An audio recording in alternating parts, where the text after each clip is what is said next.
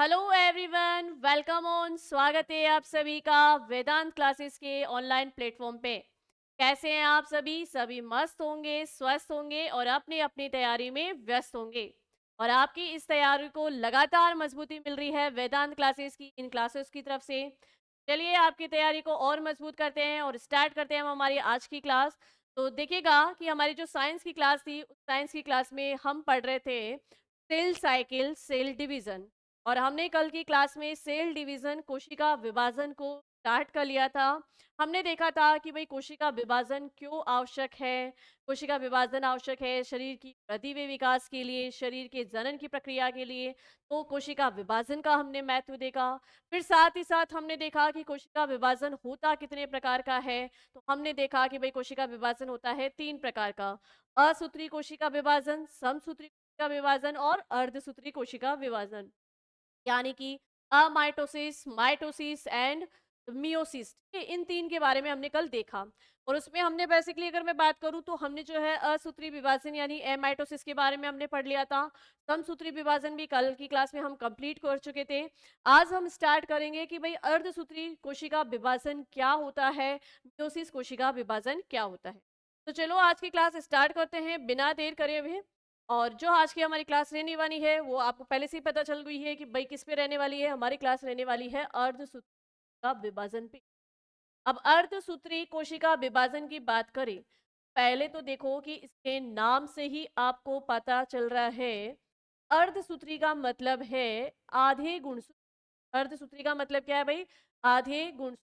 जब अपन ने कल समसूत्री विभाजन पढ़ा था तो हमने वहां समसूत्री का मतलब आप सभी को बताया था मैंने कि भाई समसूत्री का मतलब होता है समान गुणसूत्र और अर्धसूत्री का मतलब होता है आधे गुणसूत्र। ठीक है? अब हम देखेंगे भाई ये जो मियोसिस सेल डिवीजन है ये कैसे एक कोशिका में होता है और इस पे अर्धसूत्री के आधे गुणसूत्र है, इसकी क्या कहानी है, इसका क्या रोल है।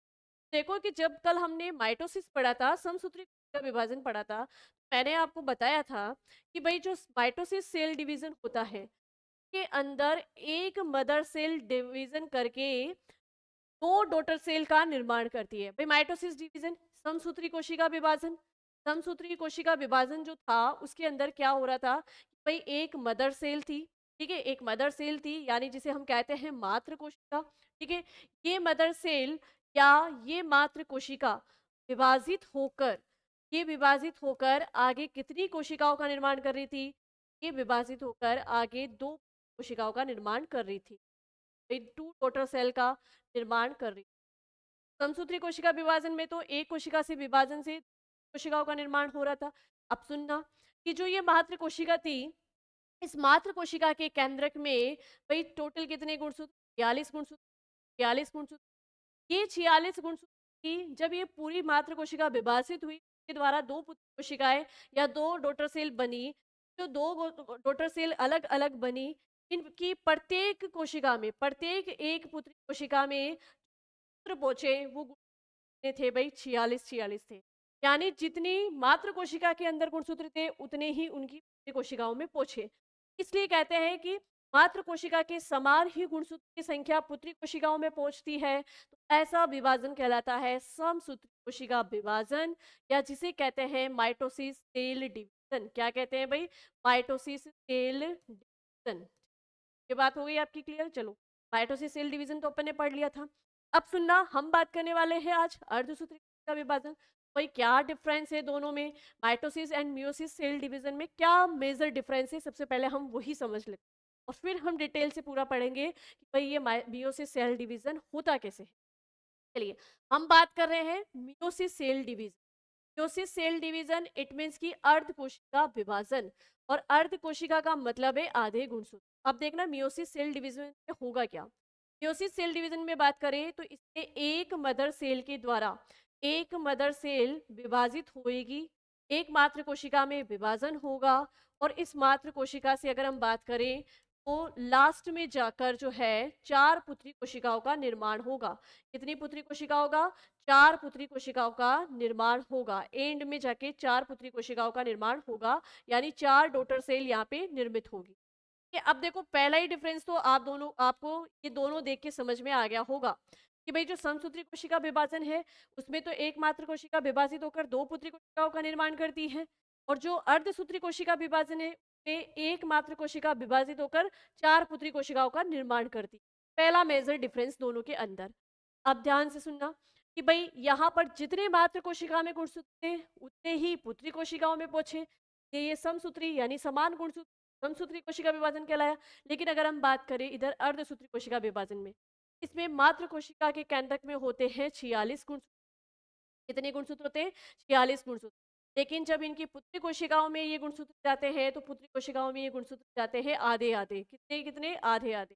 यानी मात्र कोशिका में जितनी गुणसूत्र की संख्या होती है उसके आधे गुणसूत्र की संख्या जो है पुत्री कोशिकाओं में पहुंचती है। इसी कारण से इस विभाजन को कहा जाता है अर्धसूत्री का विभाजन, यानी जहां पर पुत्री कोशिकाओं के अंदर गुणसूत्र संख्या मात्र कोशिका के गुण संख्या से आधी होगी, वो विभाजन कहलाएगा अर्धसूत्री का विभाजन।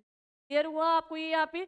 चलिए, अब आपको दिमाग में ये भी आ रहा होगा कि भाई ये यहाँ पर इस तरीके का डिवीजन कैसे बताया गया है कि पहले एकमात्र कोशिका में विभाजित होकर दो पुत्री कोशिकाएं बनी, फिर नीचे जाके चार पुत्री कोशिकाएं। तो बस यही प्रोसेस हमें समझना है कि ये अर्धसूत्री कोशिका विभाजन कैसे कैसे ये पॉसिबल है। ठीक है, तो पहली चीज तो कि भाई हम यही अभी डिफरेंस देख रहे थे कि एक माइटोसिस सेल डिवीजन और एक मियोसिस सेल डिवीजन, एक समसूत्री विभाजन और एक अर्धसूत्री कोशिका विभाजन में क्या अंतर है। समसूत्री विभाजन में मात्र कोशिकाएं विभाजित होकर दो पुत्री कोशिकाएं का निर्माण करती है, जबकि अर्धसूत्री कोशिका विभाजन में एक मात्र कोशिका विभाजित होकर चार पुत्री कोशिकाओं का निर्माण करती है। फिर हमने दूसरा मेजर डिफरेंस देखा, समसूत्री कोशिका विभाजन में मात्र कोशिका के अंदर जो गुणसूत्रों की संख्या होती है उतने ही गुणसूत्रों की संख्या पुत्री कोशिकाओं के अंदर होती है, मतलब बराबर रहती है, समान रहती है। इसी कारण से तो इस विभाजन को समसूत्री कोशिका विभाजन कहा जाता है। और इसके जस्ट अपोजिट अगर हम बात करें मियोसिस यानी अर्धसूत्री कोशिका विभाजन की, तो अर्धसूत्री कोशिका विभाजन में एकमात्र कोशिका विभाजित होकर चार पुत्री कोशिकाओं का निर्माण करती है, और एक एकमात्र कोशिका में जितने गुणसूत्र होते हैं उसके आधे गुणसूत्र जो है पुत्री कोशिकाओं में जाते हैं। कारण से इस का विभाजन को अर्धसूत्री का विभाजन कहा जाता है। चलिए, बेसिकली आपको एक सिनेरिया तो क्लियर हो बन ही गया होगा आपके माइंड में कि अर्धसूत्री कोशिका विभाजन क्या है। अब आगे चलते हैं। आगे मैं बात करूं तो देखो, अब अर्धसूत्री कोशिका विभाजन जब शुरू होगा तो अर्धसूत्री कोशिका विभाजन के अंदर सबसे पहले जो प्रक्रिया शुरू, हमें पता है कि कोई भी एक कोशिका जब विभाजन करती है तो वो दो अवस्थाओं से गुजरती है। और उसकी वो दो अवस्थाएं कौन कौन सी है भाई, कल ही हम शुरू वाले टॉपिक में देख रहे हैं। भाई दो विभाजन की अवस्था में पहली अवस्था आती है अंतरावस्था, इंटरफेस। क्या होगी भाई? अंतरावस्था, या जिसे कहेंगे इंटरफेस। ठीक है, तो अर्धसूत्री विभाजन में जब इंटरफेस वाली अवस्था चलेगी, अंतरावस्था की जब अवस्था चलेगी, में दो बार डीएनए का द्विगुणन होगा। क्या होगा भाई? दो बार डीएनए का द्विगुणन होगा। और आप इसका कंपैरिजन करो समसूत्री कोशिका विभाजन में, तो वहां हमने पढ़ा था कि समसूत्री कोशिका विभाजन की जो अंतरावस्था होती है, इंटरफेस होती है, उसके अंदर जो है अंतरावस्था में केवल एक बार ही डीएनए का द्विगुणन होता है, लेकिन अर्धसूत्री कोशिका विभाजन में दो बार डीएनए का द्विगुणन होगा। ठीक है, चलिए, इसके पीछे का रीजन है क्योंकि अंतरावस्था अर्धसूत्री कोशिका विभाजन में दो बार होती है। अब दो बार कैसे होती है वो अपन अभी देखते हैं। ठीक है, चलिए, तो ये समझ में आ गया आपको। अब आगे बात करें भाई इसकी कोशिका विभाजन, यानी अब ये विभाजन जब शुरू होगा, विभाजन की अवस्था आएगी, एम फेज जब स्टार्ट होगा, मतलब माइटोटिक जब स्टार्ट होगा, तो अर्धसूत्री कोशिका विभाजन में किस प्रकार से होगा। ध्यान से सुनना कि यहाँ पर अर्धसूत्री कोशिका विभाजन में ये विभाजन दो प्रक्रिया में होता है। कितने प्रक्रिया में? दो प्रक्रिया में होता है, मतलब दो चरणों में होता है। जो पहला चरण होगा उसे कहेंगे मियोसिस फर्स्ट। क्या कहेंगे? Meiosis first. यानी अर्धसूत्री विभाजन में एक कोशिका दो बार विभाजित होती है ना। अर्धसूत्री कोशिका विभाजन में एक ही कोशिका में दो बार विभाजन होता है। ये एक विभाजन को कहेंगे अर्धसूत्री कोशिका विभाजन, अर्धसूत्री विभाजन फर्स्ट कहेंगे एक को, तो और एक को कहेंगे अर्धसूत्री विभाजन सेकंड, अर्धसूत्री कोशिका विभाजन सेकंड, यानी अर्धसूत्री कोशिका विभाजन में कोशिका में 2 बार विभाजन होता है। अब 2 बार विभाजन होता है तो 2 बार इंटरफेस अवस्था आएगी। 2 बार इंटरफेस अवस्था आएगी तो जाहिर-सी बात है कि डीएनए का क्या होगा भई? द्विगुणन होगा। ठीक है? चलिए, 2 बार डीएनए का द्विगुणन होगा, तो ये अर्धसूत्री विभाजन सेकंड। बढ़े आगे? अब यहाँ तक आपने समझ लिया है। अब देखो कि जो अर्धसूत्री विभाजन होगा, इस अर्धसूत्री विभाजन में आपको पता है कि भाई पहले क्या होगा, पहले होगा कैरियोकाइनेसिस, यानी केंद्रक का विभाजन होगा। कैरियोकाइनेसिस की प्रक्रिया होगी, और कैरियोकाइनेसिस की प्रक्रिया में क्या क्या होता है सभी को अच्छे से मालूम है। कैरियोकाइनेसिस की प्रक्रिया जो है वो 4 चरणों में पूर्ण होती है। मतलब केंद्रक विभाजन जो होता है वो 4 चरणों में होता है, और उसके वो 4 चरण कौन कौन से हैं भाई? अगर आपने कल की क्लास को अच्छे से रिविजन किया है तो आपको बिल्कुल अच्छे से पता होगा कि केंद्रक विभाजन की 4 अवस्थाएं कौन सी हैं। चलिए, आपको अगर याद आ रहा है तो अच्छी बात है, अदरवाइज आपको मैं बता देती हूँ। केंद्रक विभाजन की 4 अवस्थाएं थी: प्रोफेज, मेटाफेज, एनाफेज और टीलोफेज। प्रोफेज, मेटाफेज, एनाफेज और टीलोफेज, तो ये 4 अवस्थाओं में जो है कोशिका का केंद्रक विभाजित होता है। ठीक है? चलिए, तो यहाँ पर जो है कि भाई हमने पहले तो ये देखा कि अर्धसूत्री विभाजन है क्या, और अर्धसूत्री विभाजन कितनी प्रक्रियाओं में या कितने स्टेप में पूर्ण होता है? तो 2 स्टेप में पूर्ण होता है, एक मियोसिस फर्स्ट और एक मियोसिस सेकंड। ठीक है? चलिए, अब देखते हैं कि भाई मियोसिस फर्स्ट में क्या क्या होगा और मियोसिस सेकंड में क्या क्या होगा। अब देखो, ध्यान से इसको एक बार अच्छे से यहाँ समझ लेना कि भाई अर्धसूत्री कोशिका विभाजन में कोई भी एकमात्र कोशिका है। ठीक है? कोई भी एकमात्र कोशिका है। अब इस मात्र कोशिका में पहले ये मात्र कोशिका विभाजित होकर 2 पुत्री कोशिकाएं का निर्माण करेगी, और फिर से ये कोशिकाएं विभाजित होकर फिर से 2 पुत्री कोशिकाओं का निर्माण करेगी। अब ये प्रोसेस हो कैसे रहा है? इस तरीके से भाई, पहले स्टेप में क्या हुआ, फिर दूसरे स्टेप में क्या हुआ, क्या दोनों में ही अर्धसूत्री विभाजन ही चल रहा था? ये सब कुछ हमें यहाँ पर अभी देखना है। तो देखो, अगर इनकी बात की जाए तो देखो, पहली बार अर्धसूत्री कोशिका विभाजन में जब ये मदर सेल, यानी कि ये मात्र कोशिका विभाजित होती है, उस समय इसके केंद्रक में होते हैं 46 गुणसूत्र। और अर्धसूत्री का विभाजन में कहा गया है कि जब एक मात्र कोशिका विभाजित होती है तो आगे उसकी पूरी कोशिकाओं में गुणसूत्रों की संख्या आधी रह जाती है।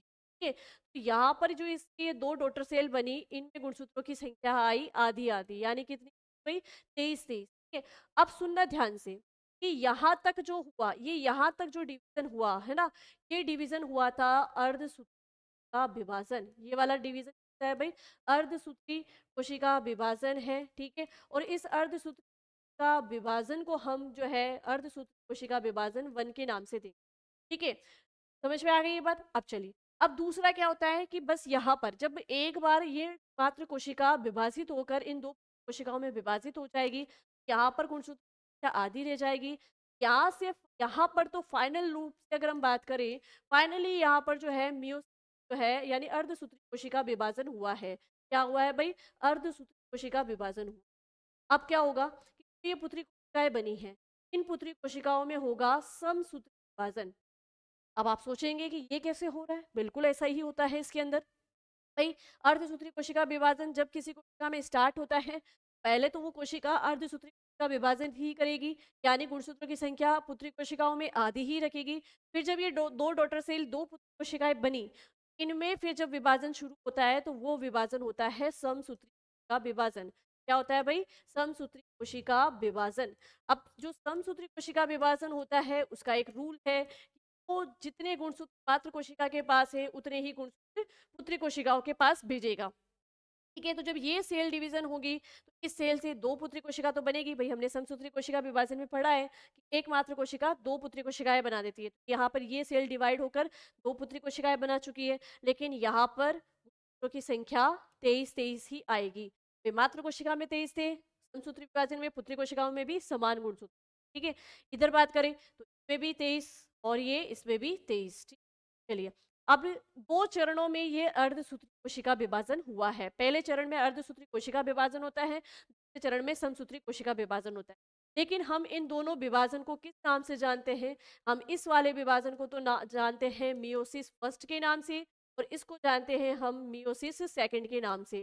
भाई, जब दूसरी बार अर्धसूत्री कोशिका में विभाजन होता है, तो वो विभाजन की प्रक्रिया होती तो समसूत्री कोशिका विभाजन के जैसे ही है, लेकिन हम उसे क्या मानेंगे, मियोसिस सेकंड यानी अर्ध का विभाजन। ठीक है? चलो, अब रिजल्ट देखो, रिजल्ट क्या आया है। रिजल्ट आया है कि अर्धसूत्री कोशिका विभाजन में जो ये एकमात्र कोशिका थी, ये एक मदर सेल थी, वो विभाजित होकर दो चरण लगे, दो स्टेप लगे, लेकिन एटलीस्ट विभाजित होकर एंड ऑफ द एंड जो है उसके द्वारा कितनी पुत्री कोशिकाएं बनी है। तो वो यहाँ पर देख लीजिए, एक दो तीन चार, चार पुत्री कोशिकाएं बनी है, यानी चार डॉटर सेल का निर्माण हुआ है। क्लियर हुआ यहाँ पे कि भाई अर्धसूत्री कोशिका विभाजन में चार पुत्री कोशिकाएं कैसे बनी है। ठीक है, एक बार अर्धसूत्री कोशिका विभाजन होता है, फिर उन कोशिका से जो पुत्री कोशिकाएं बनती है, उन पुत्री कोशिकाओं में फिर समसूत्री कोशिका विभाजन होता है, और उससे जो है हमारे को चार पुत्री कोशिकाएं और अलग से मिलती है। चलिए, और देखिएगा अर्धसूत्री कोशिका विभाजन की मात्र कोशिका में गुणसूत्रों की संख्या 46 थी, लेकिन इनसे एंड में जितनी भी पुत्री कोशिकाएं बनी उन सब में गुणसूत्रों की संख्या आधी है, यानी 23 थी। आई होप कि ये आपको अर्धसूत्री का विभाजन जो है वो बिल्कुल इजी तरीके से समझ में आ गया हो। तो अब स्टेप बाय स्टेप हम देखते हैं। चलिए, अब देखो कि अर्धसूत्री कोशिका विभाजन, अर्धसूत्री कोशिका विभाजन, अर्धसूत्री कोशिका विभाजन जो है इसकी इंटरफेज वाली अवस्था होती है, अंतरावस्था जो होती है। इस इंटरफेरेंस वाली अवस्था में, इस अंतरावस्था में जो है 2 बार डीएनए का द्विगुणन होता है। कितनी बार? भई 2 बार डीएनए का द्विगुणन होता है, क्योंकि अर्धसूत्री कोशिका विभाजन के अंदर विभाजन ही, कोशिका विभाजित ही 2 बार होती है। तो डीएनए का द्विगुणन जो है, या आप लिखोगे 2 बार, कितनी बार? भई 2 बार, ठीक है। 2 बार ही इसमें कैरियोकाइनेसिस होगी। अब 2 बार कैरियोकाइनेसिस कैसे? कि भई जब मियोसिस फर्स्ट हुआ था, यानी अर्धसूत्री कोशिका विभाजन प्रथम हुआ था, तब भी कैरियोकाइनेसिस हुआ, मतलब तब भी केंद्रक का विभाजन हुआ, ठीक है? हाँ, लिख तब भी कैरियोकाइनेसिस हुआ, ठीक? और तब भी क्या हुआ था? साइटोकाइनेसिस भी हुआ था। साइटोकाइनेसिस यानी कोशिका द्रव्य कब भी विभाजित हुआ। फिर जब सेकंड मियोसिस सेकंड स्टार्ट हुआ, मियोसिस सेकंड जब स्टार्ट हुआ तो तब भी उसमें ये प्रोसेस हुआ, कैरियोकाइनेसिस भी हुआ और साइटोकाइनेसिस भी हुआ। तो इस तरीके से 2 बार कैरियोकाइनेसिस यानी 2 बार केंद्र का विभाजन, और 2 बार साइटोकाइनेसिस यानी कि बार 2 बार ही का द्रव्य का विभाजन होता है। तो ये इंपॉर्टेंट है एग्जाम के पॉइंट ऑफ व्यू से, ये आपको याद रखना है, यहाँ से क्वेश्चन हो सकते हैं। अर्धसूत्री का विभाजन में कितनी बार कोशिका द्रव्य विभाजित होता है? 2 बार कोशिका द्रव्य विभाजन होता है। कितनी बार कैरियोकाइनेसिस होता है? तो 2 बार कैरियोकाइनेसिस होता है। चलिए, अब सुनना, अगुणित यानी हैप्लॉइड। हैप्लॉइड 4 पुत्री कोशिकाएं। भाई इस मियोसिस अर्धसूत्री कोशिका विभाजन में रिजल्ट जो आता है एंड में, आपको पता है कि 4 पुत्री कोशिकाएं बनती हैं, 4 डॉटर सेल बनती है, ठीक है। और चारों ही डॉटर सेल कैसी होती है? होमोटाइपिक होती है, यानी समकारी होती है। समकारी का मतलब कि उन सब में जो है गुणसूत्रों की संख्या समान होती है। भाई चारों पुत्री कोशिकाओं में जैसे 23-23 गुणसूत्र थे, तो 23-23 गुणसूत्रों में क्या थे? भाई समान थे, ठीक है। लेकिन ये कैसे थे? अगुणित थे। तो मात्र कोशिका थी, उसमें गुणसूत्रों की संख्या कैसी होती है? भाई डिप्लॉइड होती है। डिप्लॉइड यानी द्विगुणित होती है। द्विगुणित होती है तभी तो वहां पे गुणसूत्रों की संख्या कितनी थी? 46 थी, ठीक है। भाई डिप्लॉइड का मतलब है कि द्विगुणित की बात करें तो एन की जोड़ी, मतलब कितनी जोड़ी गुणसूत्र? 23 जोड़ी गुणसूत्र। जब आप इसको 2 मल्टीपल करोगे तो कितने गुणसूत्रों की संख्या आएगी? 6। तो मात्र कोशिका तो द्विगुणित थी, लेकिन जो इनसे डॉटर सेल बनी, इनसे कोशिकाएं बनी, ये गुणसूत्रों की संख्या सिंगल है, यानी कि वो अगुणित है, हैप्लॉइड। ठीक है, अब आगे देखते हैं। आगे देखिएगा, ये देखिएगा पूरे जो है आपने मियोसिस जो पढ़ा है, वो पूरा मियोसिस यहाँ पर जो है एक डायग्राम के द्वारा बताया जा रहा है। सबसे पहले देखो इंटरफेस की अवस्था होती है। तो इंटरफेस की अवस्था में भाई जो गुणसूत्र है, ये यहाँ पर डीएनए का क्या हो जाता है? द्विगुणन हो जाता है। ठीक है, अब यहाँ पर अगर हम बात करें, मियोसिस फर्स्ट स्टार्ट होती है तो जो समजात गुणसूत्र हैं, समजात गुणसूत्र भाई जैसे अगर मैं बात करूँ, सबसे पहली चीज तो कि अर्धसूत्री कोशिका विभाजन जो है वो होता किसमें? जनन कोशिकाओं में होता है ना। जनन कोशिकाओं में होता है, तो इसका मतलब जब इससे, मतलब जनन कोशिकाओं में होता है, तो जब बच्चे का जन्म होता है तो आपको पता है कि बच्चे के जन्म में के पास जो गुणसूत्र आते हैं, उसके पास पिता के भी गुणसूत्र आते हैं और माता के भी गुणसूत्र आते हैं, ठीक है। तो यहाँ पर देखो कि भाई ये बताया जा रहा है कि ये जैसे जैसे इसको मान लेते हैं कि ये माता के गुणसूत्र है और ये पिता के गुणसूत्र। तो यहाँ पर बच्चे की कोशिकाओं के केंद्रक में जो ये गुणसूत्र है, इसमें माता पिता दोनों के आए हैं, ठीक। कहेंगे समजात गुणसूत्र या होमोलोगस क्रोमोसोम्स। ठीक है, चलिए अब ये मियोसिस फर्स्ट है। अब मियोसिस फर्स्ट की प्रक्रिया होने पर क्या होता है कि बच्चे पर जो बच्चे का जन्म होगा, बच्चे की जो कोशिकाएं होगी केंद्रक में, देखो कि केंद्रक में जो गुणसूत्र आएंगे तो उसको तो माता के भी मिलेंगे और पिता के भी मिलेंगे। सपोज करना कि भाई ये एक युग्मक है, ये एक गैमेट्स है ना। यहाँ पर देखो ये गुणसूत्र जैसे शुक्राणु और मादा के अंडाणु, जब उनमें रिप्रोडक्शन की मतलब वो हो जाती है क्रिया कंप्लीट, तो युग्मक या गैमेट्स का निर्माण होता है। किसका निर्माण होता है भाई? युग्मक या गैमेट्स का निर्माण होता है। मतलब ये दो अलग अलग युग्मक है और इन दोनों के आपस में जुड़ने से युग्मनस का निर्माण होता है। निर्माण होता है भाई? युग्मनस का निर्माण होता है। युग्मनस होता है वो द्विगुणित होता है। क्या होता है भाई? द्विगुणित होता है। ठीक है, जब ये युग्मक होते हैं अलग अलग तब ये हैप्लॉइड होते हैं यानी अगुणित। ठीक है, चलिए अब देखो माता के गुणसूत्र आ गए, पिता के गुणसूत्र आ गए। अब जब ये केंद्रक विभाजित होगा, जब ये केंद्रक विभाजित होगा और इससे जब का जन्म होगा और बच्चे के जन्म के समय जो बच्चे के शरीर की कोशिकाएं हैं उसके अंदर जो केंद्रक आएंगे तो पिता और माता के दोनों आपस में जुड़कर आएंगे। ठीक है, यहाँ पर ये देखो मियोसिस फर्स्ट में। अब चलो मियोसिस सेकंड जो प्रक्रिया हुई, अब उस मियोसिस सेकंड में भाई 4 पुत्री कोशिका बनी। 4 पुत्री कोशिकाओं में समान रूप से माता पिता के गुणसूत्र जो है चारों पुत्री कोशिकाओं में समान रूप से क्लियर हो गया है यहाँ पे। तो ये मियोसिस फर्स्ट मियोसिस सेकंड कैसे हुआ ये हमें समझ में आ गया। अब आगे देखो अर्धसूत्री विभाजन, जनन कोशिकाओं गैमेट्स के निर्माण हेतु द्विगुणित डिप्लॉइड सेल में होता है। तो भाई बेसिकली तो आपको ये याद रखना है, ये एग्जाम के पॉइंट ऑफ व्यू से बहुत ज़्यादा इंपॉर्टेंट है कि अर्धसूत्री कोशिका विभाजन जो है वो किस प्रकार की कोशिकाओं में होता है, तो जनन कोशिकाओं के अंतर्गत अंदर पाया जाता है। ठीक है, फिर देखो मियोसिस का अध्ययन किसे किया था? तो मियोसिस का अध्ययन किया था स्ट्रॉन्सबर्गर ने, वॉन बैंडर ने, विनी वॉटर एवं फ्लेमिंग ने किया था।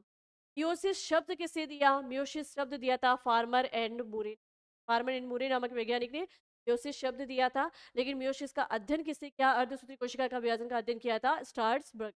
मियोसिस के अंत में 4 अगुणित कोशिकाएं यानी 4 हैप्लॉइड डॉटर सेल का निर्माण होता है। मियोसिस 2 विभाजन क्रियाएं दर्शाता है, एक मियोसिस फर्स्ट, एक मियोसिस सेकंड। जो मियोसिस फर्स्ट होती है उसमें फाइनली मियोसिस यानी अर्धसूत्री कोशिका विभाजन ही होता है। लेकिन जो मियोसिस सेकंड वाला स्टेप है इसके अंदर विभाजन कौन सा होता है? इसमें होता है समसूत्री का विभाजन। अब देखना मियोसिस प्रथम व द्वितीय यानी मियोसिस फर्स्ट एंड सेकंड के मध्य इंटरकाइनेसिस अवस्था पाई जाती है। इंटरकाइनेसिस अवस्था का मतलब है कि भाई जो अभी मैंने ये डायग्राम से आपको समझाया था स्टार्टिंग में, यहाँ पर मैंने आपको बताया था कि देखो इस तरीके से ये कोशिका विभाजन होता है। देखो कि यहाँ पर जब एकमात्र कोशिका से ये कोशिकाएं बन जाती है मियोसिस फर्स्ट में, फिर ये कोशिका फिर से विभाजित होना शुरू होती है। यानी इस कोशिका में फिर से केंद्रक विभाजन, फिर से साइटोकाइनेसिस यानी कोशिका द्रव्य विभाजन होता है। ये इन दोनों विभाजन के मध्य की जो ये अवस्था होती है ये कहलाती है इंटरकाइनेसिस। क्या कहलाती है भाई? इंटरकाइनेसिस, कहेंगे इंटरकाइनेसिस फेज। ठीक है, चलिए तो ये क्वेश्चंस बहुत ही इंपॉर्टेंट है एग्जाम की दृष्टि से, आप इसको भी याद रखें। दो अर्धसूत्री कोशिका विभाजन के मध्य की अवस्था क्या कहलाती है? कहलाती है इंटरकाइनेसिस अवस्था। अब आगे देखिए, आगे बात करते हैं मियोसिस प्रथम के दौरान 4 अवस्थाएं देखी जाती हैं और हमें पता है कि सबसे पहले मियोसिस फर्स्ट में क्या होगा? केंद्रक विभाजन होगा, कैरियोकाइनेसिस की प्रक्रिया होगी। और जो कैरियोकाइनेसिस की प्रक्रिया होगी तो सबसे पहले वही केंद्रक विभाजन में 4 अवस्थाएं होती हैं, prophase first, metaphase first, anaphase first, telophase first. अब यहाँ पर इसको prophase first, metaphase first, anaphase first, telophase first लिखा है क्योंकि ये चारों अवस्थाएं हम लोगों ने समसूत्री कोशिका विभाजन के समय केंद्रक विभाजन में देखी थी। तो दोनों एक जैसी ना लगे इसलिए इसको क्या कह दिया? Prophase first, metaphase phase, anaphase और टीलोफेज फर्स्ट। ठीक है, चलिए अब देखो मियोसिस फर्स्ट के अंदर भाई पहले केंद्रक का विभाजन होगा तो हम यहाँ लिख सकते हैं कैरियोकाइनेसिस की प्रक्रिया होगी। और कैरियोकाइनेसिस की प्रक्रिया में 4 स्टेप होंगे, प्रोफेज, मेटाफेज, एनाफेज और टीलोफेज। अब इस कैरियोकाइनेसिस की प्रक्रिया में स्पेशली अर्धसूत्री कोशिका विभाजन में तो ये प्रोफेज फर्स्ट होती है, ये सबसे लंबी प्रावस्था होती है, ये सबसे लंबा स्टेप होता है। पर क्यों होता है? क्योंकि इसके अंदर भी छोटी अवस्थाएं और होती है, छोटे छोटे सब फेजेस और होते हैं। ये टोटल जो है प्रोफेज वाली अवस्था ये 5 चरणों में पूर्ण होती है। और ये 5 चरण इसके कौन कौन से हैं? लेप्टोटीन अवस्था, जाइगोटीन अवस्था, पैकेटीन अवस्था, डिप्लोटीन अवस्था और डाइकाइनेसिस अवस्था। यानी इसके अंदर क्या होता है? प्रोफेज फर्स्ट में हम बात करें तो जैसे हमने समसूत्री कोशिका विभाजन में इसको अच्छे से पढ़ा ही था, सेम वैसा ही स्टार्ट होता है। सबसे पहले केंद्रक झिल्ली लुप्त होना शुरू होती है, तारकाई जो है वो ध्रुवों की ओर जाना शुरू करता है। गुणसूत्र जो पतले धागे नुमा संरचना थे वो धीरे धीरे जो है मोटे होने लगते हैं, मोटी संरचना में दिखाई देने लगते हैं, ताकि हम गुणसूत्रों की पहचान कर सके। ठीक है, तो उसके बाद में गुणसूत्रों में काफी परिवर्तन होते हैं। वो जो है उन सारे परिवर्तन को इन 5 सब फेजेस में बताया गया है कि भाई लेप्टोटीन में क्या होगा गुणसूत्रों के साथ, जाइगोटीन में क्या होगा, पैकेटीन में क्या होगा, डिप्लोटीन में क्या होगा और डाइकाइनेसिस में क्या होगा। तो यहाँ प्रोफेज के भी 5 और उप अवस्थाएं हैं, इसलिए अर्धसूत्री कोशिका विभाजन में प्रोफेज वाली जो अवस्था है वो सबसे लंबी प्रावस्था होती है। देखिए, ये सबसे लंबी एवं सबसे जटिल अवस्था है। इसमें समजात गुण यानी होमोलोगस क्रोमोसोम्स आपस में बनाकर अंडों का आदान प्रदान कर नए लक्षणों के विकास में सहायक होते हैं। भाई हम कहते हैं ना कि भाई बच्चे में जो है या तो माता के गुण आएंगे या पिता के गुण आएंगे, या दोनों के गुण आ सकते हैं ना। तो दोनों के गुण कैसे आएंगे कि भाई जब बच्चे का जन्म होता है तो उसकी पिता के अंदर जो गुण होते हैं वो उसको माता से भी मिलते हैं और पिता से भी मिलते हैं। ठीक है, तो चलिए यहाँ पे अब आगे देखते हैं। भाई मियोसिस फर्स्ट में तो हमें समझ में आ गया कि ये प्रोफेज फर्स्ट वाली जो होगी तो leptotene, zygotene, pachytene, diplotene, diakinesis इन 5 उपस्थाओं में होगी। अब ये है क्या, इसको भी हम आगे चर्चा करेंगे। अब देखो, मियोसिस सेकेंड यानी अर्धसूत्री कोशिका विभाजन द्वितीय समसूत्री विभाजन के समान ही होती है तथा इसमें भी 4 उप अवस्थाएं होती। भाई अब देखो यहाँ पर जो मियोसिस सेकंड स्टार्ट होगा, अर्धसूत्री कोशिका विभाजन जब शुरू होगा तो होगा वो समसूत्री कोशिका विभाजन के समान ही। तो लेकिन विभाजन में तो हमें पता है कोई भी कोशिका विभाजित होती है तो उसका पहला स्टेप आता है कैरियोकाइनेसिस का। भाई पहला स्टेप क्या होगा, कैरियोकाइनेसिस। और दूसरा स्टेप उसका क्या होगा, दूसरा उसका स्टेप होगा साइटोकाइनेसिस, यानी दूसरा स्टेप होगा उसका कोशिका द्रव्य विभाजन। के कोशिका द्रव्य विभाजन। चले आगे। देखो, अब जब समसूत्री कोशिका विभाजन होगा तो जाहिर सी बात है कैरियोकाइनेसिस होगी। कैरियोकाइनेसिस होगी तो इसकी चारों अवस्थाएं होगी। चारों अवस्थाएं कौन कौन सी है भाई, प्रोफेज, मेटाफेज, एनाफेज और टीलो। अब इनको prophase second, metaphase second, anaphase second, telophase second कहते हैं, क्योंकि ये मियोसिस सेकंड है, अर्धसूत्री कोशिका विभाजन। ठीक है, चलो अब देखो, मियोसिस के कारण ही जीवों में माता पिता से भिन्न नए गुणों का विकास होता है। भाई यहाँ पर देखना कि जब ये आप ये प्रोसेस देखोगे कि कैसे लेप्टोटीन में गुण चेंज होते हैं, कैसे जाइगोटीन में गुणों का चेंज होते हैं। जब आप देखोगे कि लेप्टोटीन में कैसे ये जो है समजात गुणसूत्र आपस में जुड़ जाते हैं, इनमें सिनेप्सिस की प्रक्रिया कब होती है, इन सब को पढ़ोगे ना तब आपको ऑटोमेटिक समझ में आ जाएगा कि जीवों में माता पिता से विपरीत गुण कैसे आते हैं। ठीक है, चलिए आगे चले आगे। चलो अब आगे बढ़ते हैं। देखो आगे देखिएगा, लेप्टोटीन अवस्था यानी हम पढ़ रहे हैं प्रोफेज। प्रोफेज जो कि प्रोफेज अवस्था अर्धसूत्री कोशिका विभाजन में हम बात करें, प्रोफेज अवस्था की जो कि सबसे बड़ी अवस्था होती है। प्रोफेज जो है वो सबसे बड़ी अवस्था होती है और ये 5 स्टेप में होती है। लेप्टोटीन में जो लेप्टोटीन, डायगोटीन, है ना। सबसे पहली अवस्था देख लेते हैं अपन प्रोफेज फर्स्ट की। प्रोफेज फर्स्ट में सबसे पहली अवस्था आती है लेप्टोटीन, है ना। हिंदी में भी इसका नाम लेप्टोटीन है और इंग्लिश में भी इसका नाम लेप्टोटीन ही है। ठीक है, इस अवस्था में गुणसूत्र हुए पतले धागों की तरह दिखाई देते हैं। इन्हें क्रोमेटीमेटा कहते हैं। इन्हें क्या कहते हैं भाई, क्रोमेनीमेटा कहते हैं। तो आपसे देखना, अब यहाँ पर पांचों अवस्था से जो क्वेश्चन बने हुए हैं, क्वेश्चंस भी मैं आपको बताऊंगी यहाँ पर, और आपको याद भी अच्छे से रखना है कि ये क्वेश्चंस आप जब दोबारा रिपीट हो जाए किसी एग्जाम में तो आपका गलत ना हो। अगर आपसे पूछ लिया जाए अर्धसूत्री कोशिका विभाजन की किस अवस्था में जो गुणसूत्र है वो क्रोमेनीमेटा कहलाते हैं, आपको याद रखना है अर्धसूत्री कोशिका विभाजन की प्रोफेज अवस्था की लेप्टोटीन अवस्था में जो गुणसूत्र पाए जाते हैं वो क्रोमोनीमेटा कहलाते हैं। कैसे, ध्यान से समझना।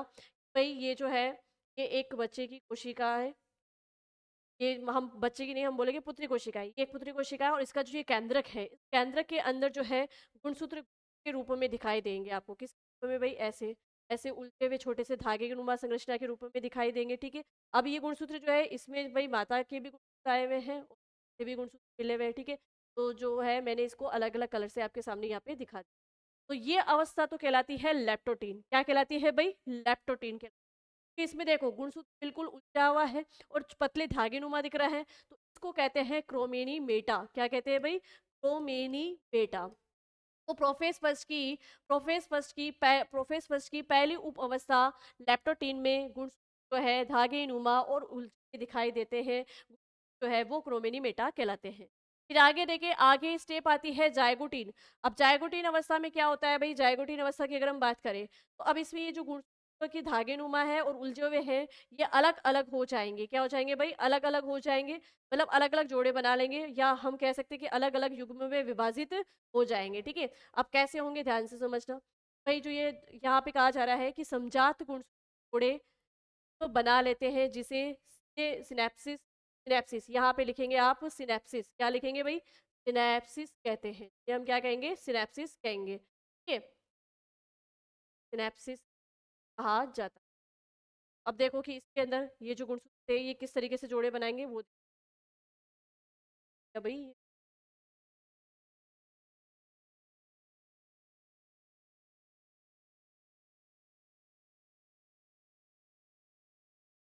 अब देखो,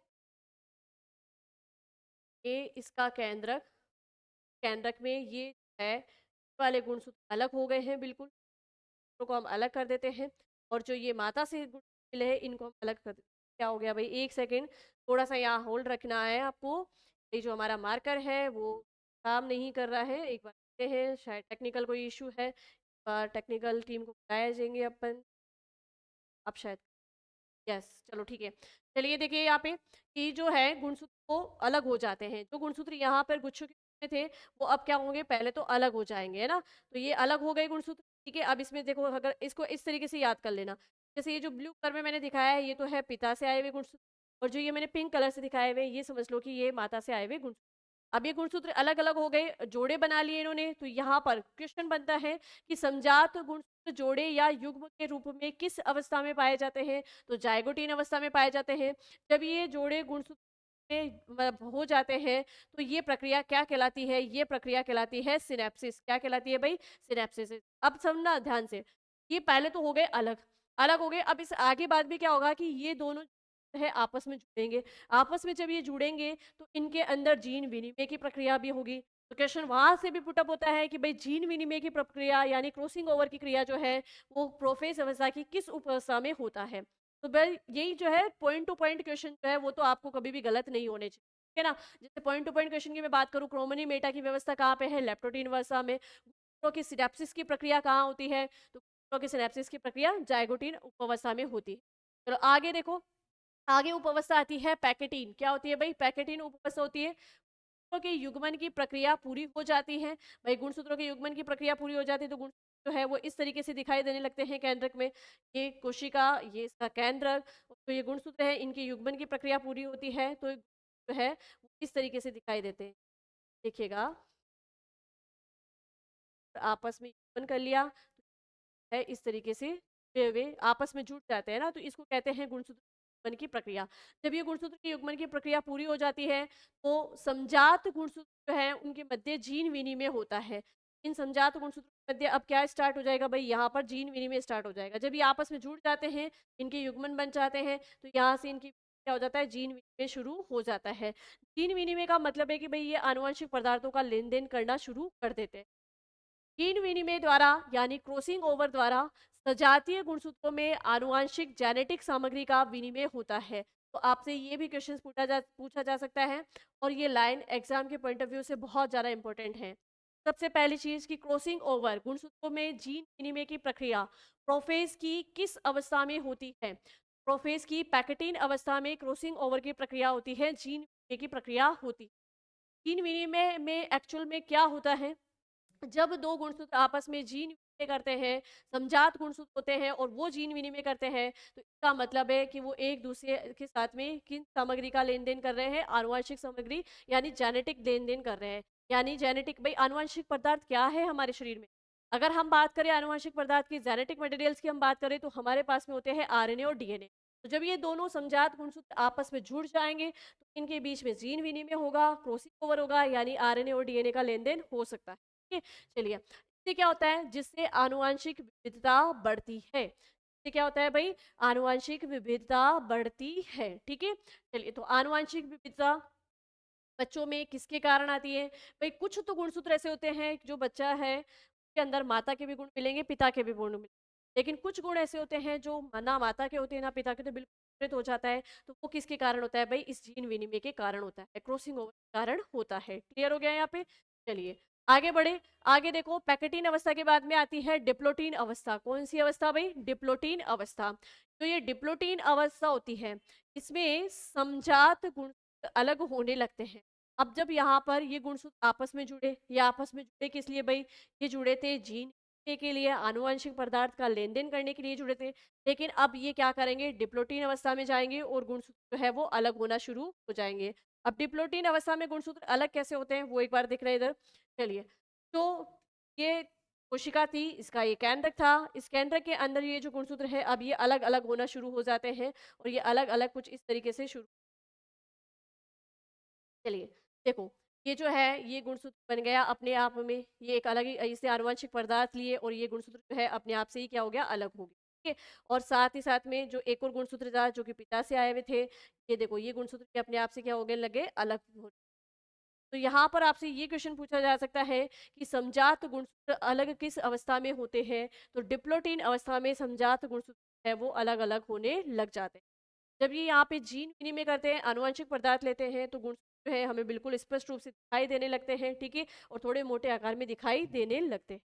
चलिए, अब डिप्लोटीन अवस्था में गुणसूत्र अलग हो गए, तो फिर अब आगे कौन सी अवस्था आएगी भाई? आगे अवस्था आएगी डाइकाइनेसिस। डाइकाइनेसिस में क्या होगा? समजात गुणसूत्र अलग अलग हो जाते हैं तथा तरकु तंतु यानी स्प्लेंडिन फाइबर का निर्माण शुरू कर देते हैं। अब यहाँ पर देखो, पहले मैं जो अपन ने जो सीखा है उसके अकॉर्डिंग ही देखेंगे, के बाद इस डायग्राम के अपन इसको पूरा फिर से समझेंगे।